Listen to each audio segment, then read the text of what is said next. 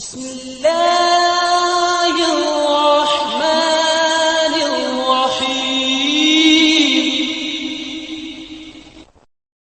ایک پاکستانی نوجوان امریکہ چلا گیا اور وہاں جا کر وہ وہیں کی زندگی میں گم ہو گیا۔ اس کے دفتر میں ایک عیسائی لڑکی تھی۔ اس کے ساتھ اس کے تعلقات بن گئے اور اس نے فیصلہ کر لیا کہ میں نے اس لڑکی کے ساتھ شادی کرنی ہے۔ اس نے جواب دیا، میں اپنے ماں باپ سے مشورہ کروں گی۔ اس کے ماں باپ پکے عیسائی تھے، وہ مسلمانوں کو پسند ہی نہیں کرتے تھے، لیکن بیٹی کی بات کو وہ رد بھی نہیں کر سکتے تھے۔ تب انہوں نے کہا، اگر یہ نوجوان ہماری شرائط پوری کر دے تو پھر ہم تمہاری شادی اس کے ساتھ کر دیں گے۔ اور شرائط انہوں نے ایسی عجیب رکھی کہ ان کو یقین تھا کہ پوری نہیں کر سکے گا۔ پہلی شرط یہ رکھی کہ اگر شادی ہو گئی تو یہ نوجوان اپنی جگہ کو چھوڑ دے گا اور ہمارے گھر کے قریب آ کر اپنا گھر لے گا اور وہاں رہے گا۔ نوجوان نے اس بات کو قبول کر لیا۔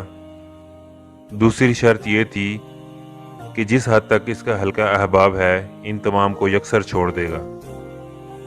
نہ فون کا رابطہ، نہ ویسے ملنا ملانا۔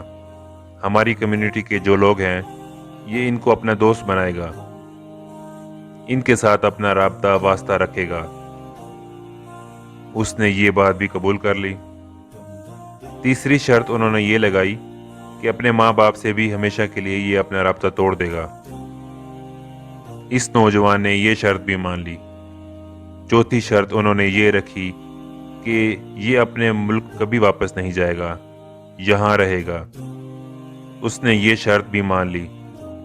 پانچویں شرط بڑی ہی عجیب ترین کہ ہمارے سنڈے کو اپنے گرجا گھر جاتے ہیں تو یہ ہمارے ساتھ سنڈے کو گرجا میں جایا کرے گا۔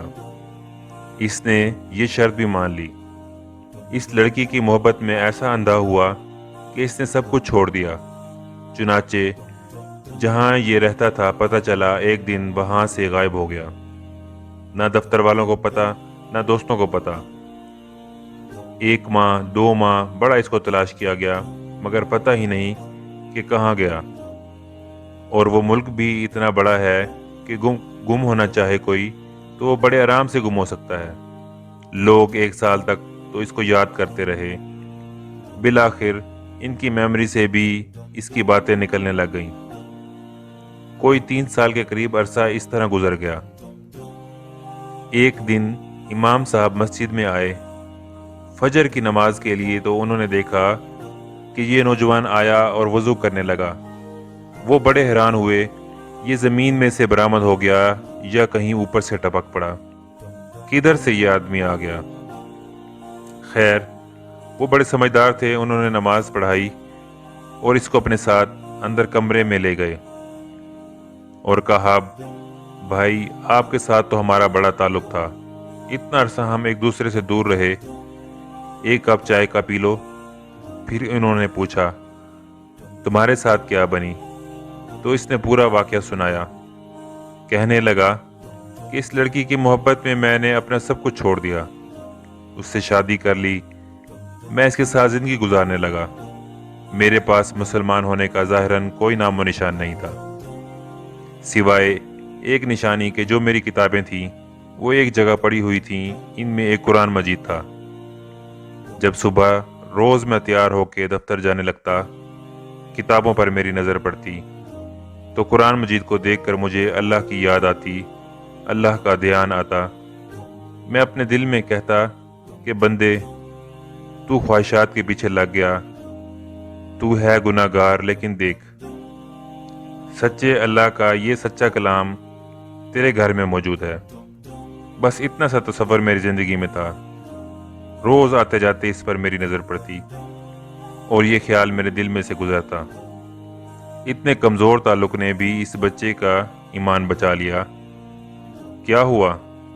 کہتا ہے کہ میں ایک دن آیا تو دیکھا کہ وہ کتاب وہاں موجود نہیں تھی۔ کہتا ہے میں نے بیوی سے کہا کہ ایک کتاب یہاں تھی، وہ کدھر ہے؟ اس نے کہا، جناب میں نے آج گھر کی صفائی کی، جس کتاب کو نہ میں پڑھتی ہوں نہ آپ پڑھتے ہیں، میں نے وہ ٹریش کین میں ڈال کے کوڑے کرکٹ کے ڈھیر میں پھینک دیں۔ کہتا ہے جیسے ہی میں نے سنا میں اسی وقت اٹھا اور میں اس طرف گیا جہاں اس نے کتابیں پھینکی تھیں۔ باہر جا کر میں نے قرآن مجید کو ڈھونڈا، اس کو چوما، آنکھوں سے لگایا، سینے سے لگایا۔ وہ کھڑکی میں مجھے دیکھ رہی تھی کہ یہ کیا کر رہا ہے۔ جب واپس گھر آیا تو وہ کہتی ہے یہ کیا پاگلوں والی حرکتیں کر رہے ہو؟ میں نے کہا یہ میرے اللہ کا قرآن ہے اور یہ میرے گھر میں ہمیشہ رہے گا۔ اس نے کہا اچھا، ابھی تمہارے اندر وہ جراثیم موجود ہیں۔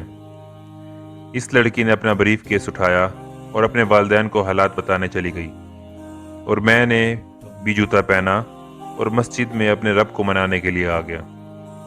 قرآن مجید کے ساتھ اس کا اتنا کمزور سا تعلق تھا۔ محبت کا یہ تعلق بھی اس بندے کے لیے ایمان کے بچنے کا سبب بن گیا، اور ایک ذرا سی قرآن کی محبت نے اس کے ایمان کو بچا لیا۔